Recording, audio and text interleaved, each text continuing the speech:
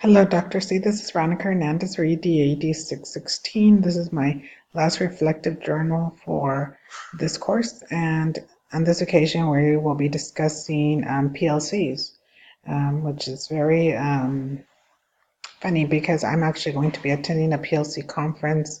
I'm going to be leaving in a little while in Santa Clara. So you're asking us first, what strategies will we implement to have successful PLCs? So I think the first strategy would probably be trusting my teachers that they're going to do what they need to do in the PLC process. Another one is promoting the PLC process. I know that sometimes we hear PLC, that word, we feel that there's a certain way to do it. But I think that the most important thing is to allow teachers to collaborate, to sit down, to discuss their data, to review the 4 questions for PLC, which I will be going over with in just a short time. Also promoting equity that's going to align to my vision, making sure that we are supporting all students in our schools. Another thing is allowing PLC time for my teachers. For example, if teachers are unable to accomplish what they need to do, we need to provide them with some substitute teachers that can come in and release them during the day if they cannot accomplish their task. We have once a week where teachers are actually allowed time from they get out of school at 1:25 and they meet from 2 to 3:25. But sometimes, there's certain grade levels that need a little bit more support, so providing that support for them.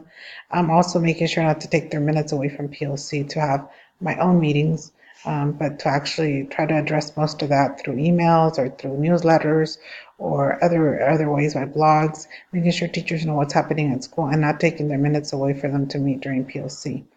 Also having a process for teachers that they understand what the process is for PLC, that they know that it should be driven by data, which is very important. They need to be looking at their data at all times, making sure that it's not just academic data, but also behavior data for PBIS. And making sure that we have agendas and norms, that we understand the 4 questions for PLC. So in my opinion, we need to look at the 4 questions. For example, how do we expect our students to learn? That's focusing on goals. How will we know they are learning? That's focusing on assessment, making sure teachers are creating their assessments, and I know we have done that with formative assessments. How will we respond when they don't learn? Our intervention, making sure teachers know how to intervene and providing those supports. And how will we respond if they already know it for our gifted students? So this provides equity.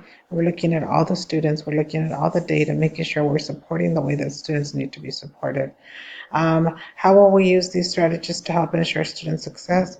Well, I think that, when we use the strategies, we're looking at every student.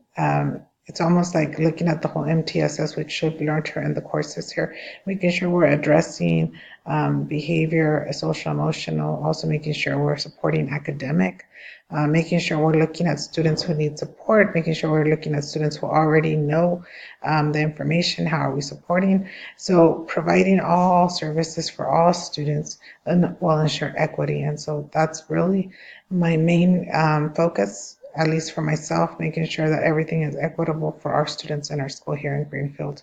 And primarily since we have a high English learner population, making sure that we're also addressing LPAC and ELD within our PLC, not just academics, but also, and not just behavior, but also looking at language. That's going to be one of my goals for next year.